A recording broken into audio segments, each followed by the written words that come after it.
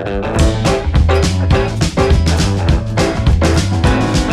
gua Tulus, gua head misoginisnya Cowboy Fotografer Jakarta. Gua Ale, gua visualis Doi Jakarta, Bayu United. Sebelum kita mulai, Mantap. ayo kita tuang dulu. Jadi kenalan lu yang moke apa beta yang moke? Mana aja.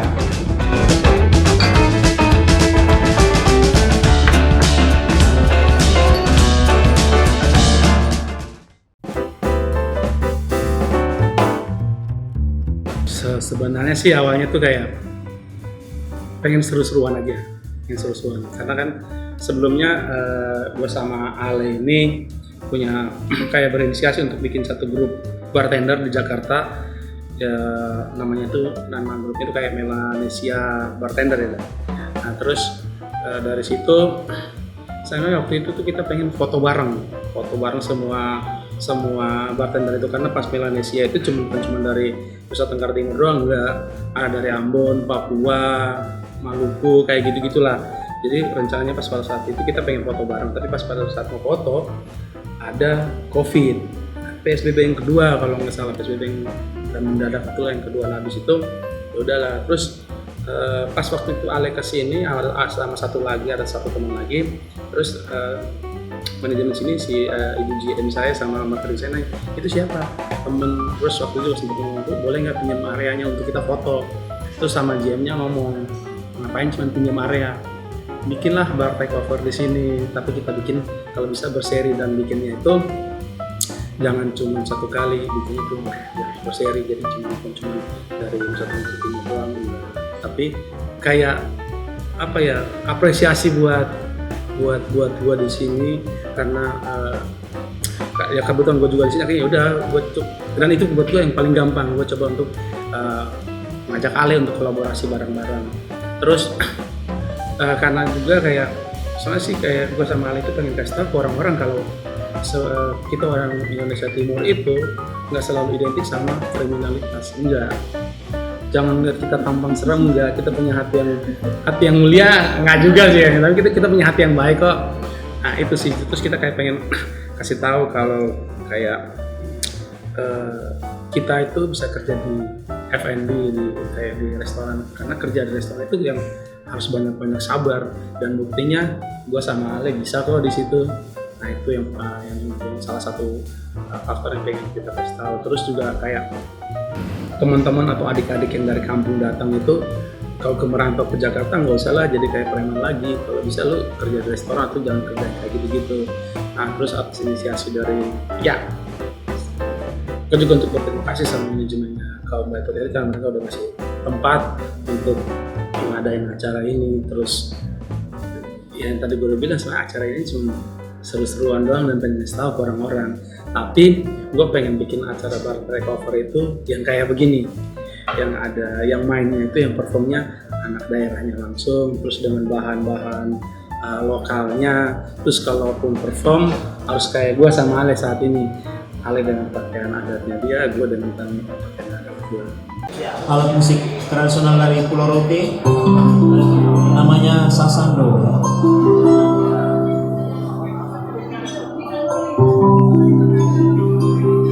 Sasando artinya dawa yang bergetar.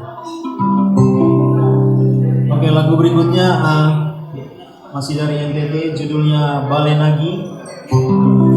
Ini lagu dari daerahnya Kakak Pius ya. Balenagi artinya pulang kampung.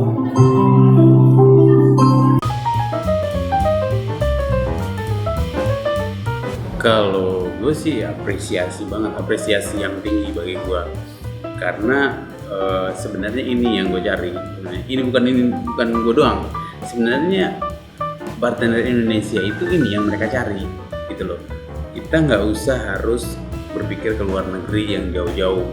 Sedangkan lu punya sesuatu, lu punya budaya, lu punya ingredient, lu punya cuma teknik aja dan skill aja yang kita nggak punya. Nah, sekarang kita udah punya. Balik lagi, kita harus ambil tema-tema lokal seperti itu untuk kita angkat jadi sesuatu yang kita banggakan.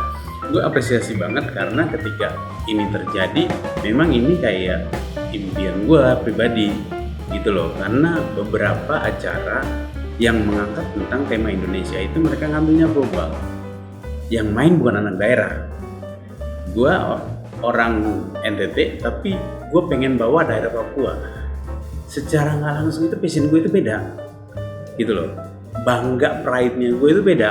Tapi kalau gue anak NTT, gue pakai begini, gue pakai bahan lokal gue dan gue tahu bagaimana ini barang di sana, ya pride gue beda, bangganya gue beda gitu. Jadi sebelumnya kita nggak pernah saling kenal. Cuman kalau kenal muka iya, karena kayak komunitas F&B bar itu kan sempit di Jakarta. Jadi kayak gue beberapa kali ke Lui, gue lihat Ale, mungkin Ale juga lihat gue tuh pas Ale main ke tempat gue sebelumnya, mungkin Ale juga lihat. Cuman kita nggak pernah yang ngobrol langsung tuh enggak. Terus pada saat itu lewat DM, itu DM gue dia. Nah Ale DM, terus gue ya baru balas DM, terus ya karena sama-sama gitu kan kerja di bar, sama sekampung, udah pas waktu itu kita masa transisi kalau nggak salah ya, udah Ale lu main ke tempat gue deh, kita ngobrol-ngobrol. Ya dari situ lah awal perkenalan kita kenal ya sampai sekarang.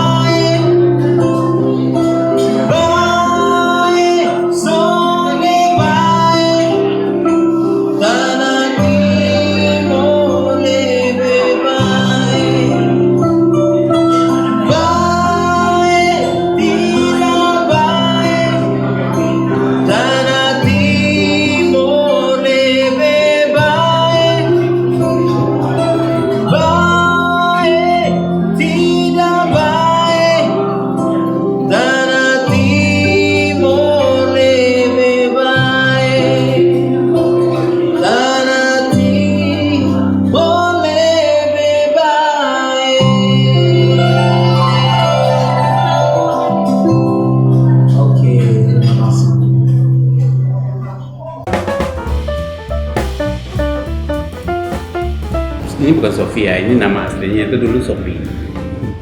Sopi itu minuman sangat lama banget.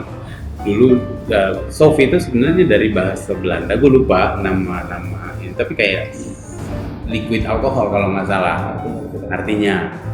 Nah, jadi dari turun temurun kita orang-orang NTT itu sudah mengenal ini minuman.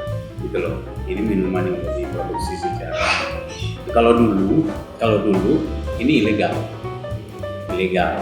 cuman kesini akhirnya muncul ide-ide dan segala macam untuk melegalkan. Nah, kalau kita ngomong soal NTT, Kupang atau segala itu biasa terkenal dengan namanya Nusa Lontar.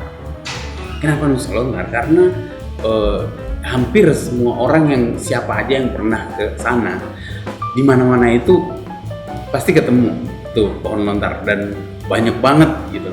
Nah bagi kita orang NTT itu pohon lontar itu udah kayak pohon kehidupan. Iya, pohon kehidupan yang buahnya bisa dipakai, daunnya bisa dipakai, batangnya bisa dipakai, semuanya bisa dipakai. Nah kalau mungkin lontar yang biasa dipikirkan orang adalah buah lontar yang bentuknya sama seperti kelapa atau kalau misalnya isinya sama seperti kolang kaling. Nah, kalau di NTT sebenarnya lontar itu ada dua. Ada satu yang buah dan satu yang ada ininya bonggol-bonggol gitu. Kalau kita di sana kita ngomongnya lontar jantan sama lontar betina.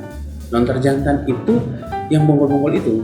Kalau lontar betina itu dia cuma menghasilkan buah, tapi dia nggak ada ininya itu.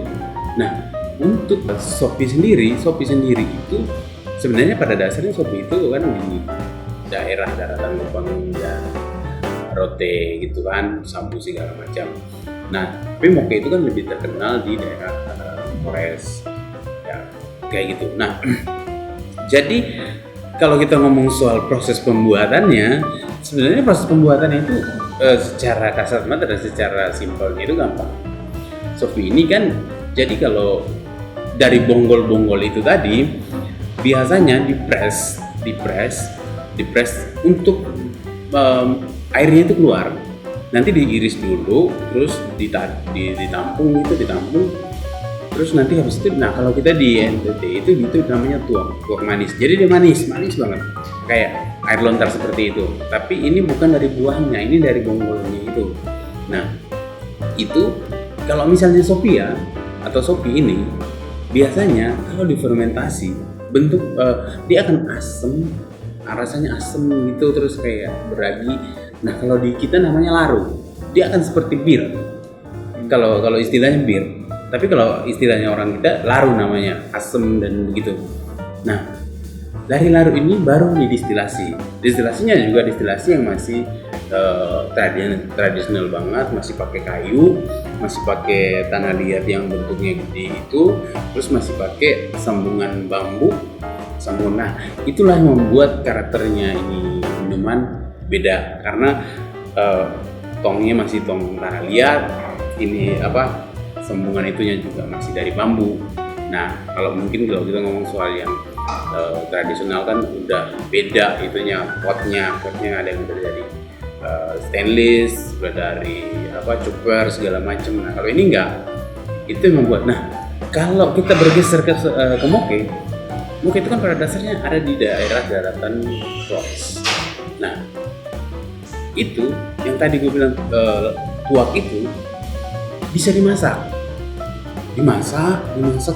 sedikit seberapa lama gitu, dia menghasilkan gula. Biasa orang bilang gula aren.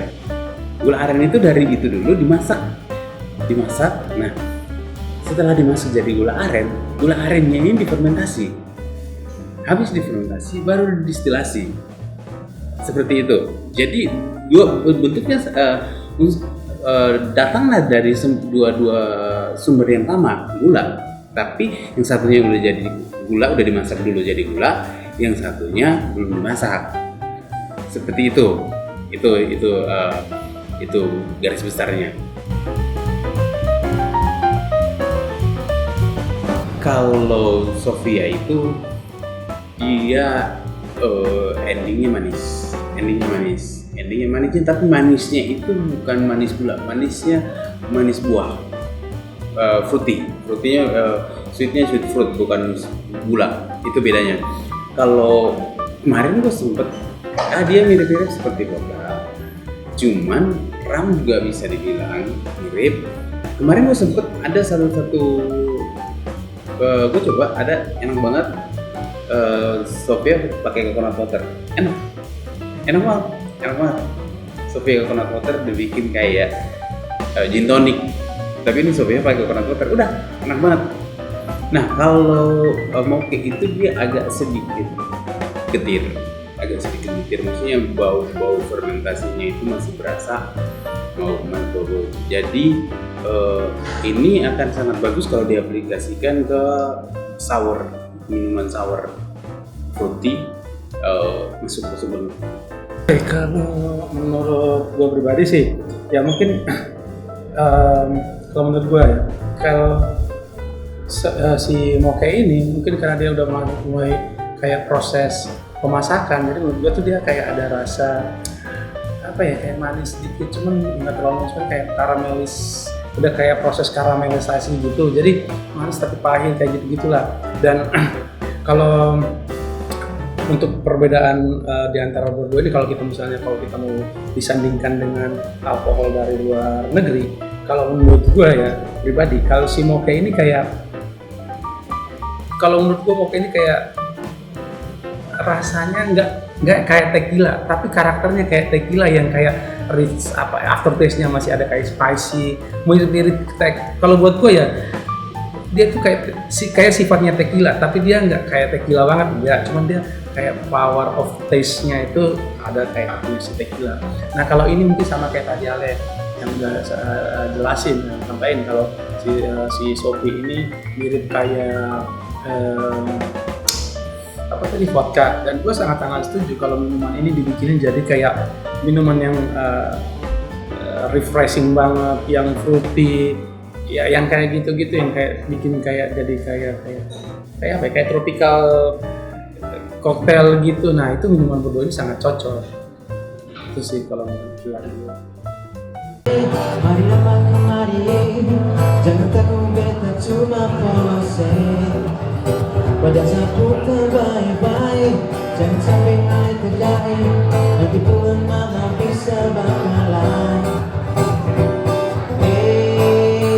Rame-rame, mari kita berdansa rame-rame.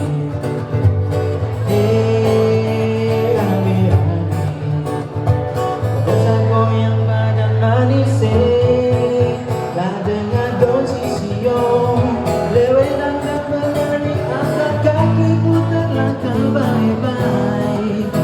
Jangan pulang nona, balikkan dan bernyanyi, angkat kaki atau langkah baik-baik.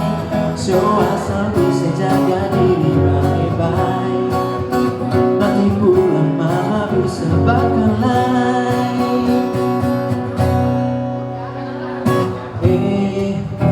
Rame-rame, mari kita berdansa rame-rame.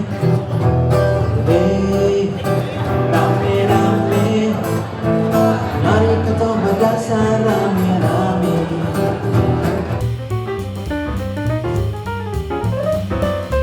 Gue bikin 3 koktail dan ketiga-tiganya itu berbahan konten sama si Moke sama Sophie.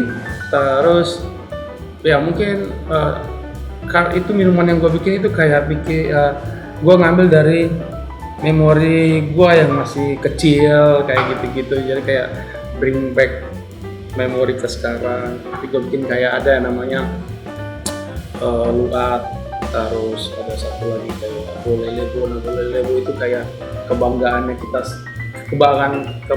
kita orang NTT di tanah rantau ya, kayak mau nyampe ke orang-orang, kalau khususnya ke orang NTT walaupun udah sukses, sudah jadi anggota dewan atau apapun, lu jangan pernah sama kampung halaman lu. Tapi di antara dari semua minuman yang gue bikin hari ini, 3-tiganya itu konten sama si Moke dan Sophie. Kalau gue sih ada 3, satunya itu Pulau Morata. Pulau Morata itu Flores Sumba, Timor, Alor, dan Lembata. Jadi NTT itu kalau biasa disingkat Pulau Morata karena berbagai pulau-pulau seperti itu. Nah, pulau-pulau itu dengan kekayaan alam masing-masing. Kopi Flores, ya kan, daging sei, seperti itu. Nah, itu yang gua bikin di minuman pertama namanya Pulau Morata. Terus minuman yang lain itu ada namanya Nusa Lontar, seperti tadi gue bilang. Semua ingredient yang gue pakai itu semuanya berbahan dasar lontar. Semuanya ada dari lontar. Ada gula aren gue bikin kordial, ada air niranya gue bikin soda, seperti itu. Terus spiritnya juga dari situ. Nah itu makanya itu namanya Nusa Lontar. Kalau satunya itu gue ngambil makanan si jagung bose. Jadi kalau orang siapapun orang yang pernah ke Kupang atau orang Kupang sendiri, kalau dia pasti pernah makan jagung bose. Udah jadi situ, dari 3 itu doang yang sebenarnya mau gue highlight. Oke, kalau gue pribadi sebenarnya kalau RU kan kita harus baca sampai detailnya semua pasal-pasalnya gitu kan. Buat gue sih kan kalau nggak salah di pasal itu kan kayak ada yang mungkin yang gua highlight di pasal 40 nggak secara total, cuma yang gua tangkap tuh kayak minum pinggir jalan itu yang nggak boleh, yang kayak gitu ya. Kalau buat gua sih ya wajar, karena kalau lo minum pinggir jalan kan takutnya mengganggu kenyamanan orang. Nah kalau misalnya terus, tapi kalau yang kayak ada yang pasal yang menuliskan kalau bahwa minum untuk konsumsi alkohol di industri itu boleh. Nah, kalau di restoran kan termasuk industri, part of pariwisata. Jadi gue sih ya pasaknya nggak masalah, nggak apa juga sih.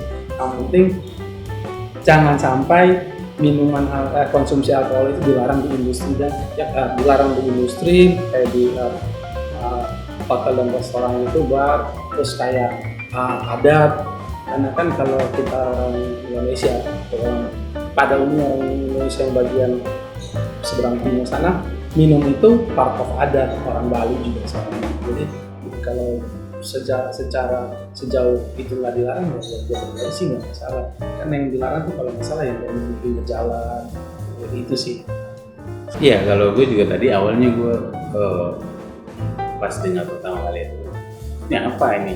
Karena sedangkan ada salah satu berita Indonesia ngelarang, terus ada salah satu negara di Arab itu justru mau melegalkan. Wah, ada apa nih? Tapi setelah gue ngobrol-ngobrol lagi, ternyata ada pasal-pasal tertentu. Nah, baru besar. Jadi kalau gue pribadi gue akan mensupport itu karena itu kayak regulasi untuk mengatur orang Indonesia supaya jangan minum sembarang. Kalau mau minum ada tempatnya. Misalnya kalau minum soal keagamaan, acara adat segala macam silakan gitu. Sebenarnya gue akan dukung karena itu mengatur biar regulasinya jelas aja seperti itu. Cuman mungkin awalnya kita masih nggak cerna banget, jadi kita langsung kayak gitu, kayak gue sih. Tanah kami tanah kaya.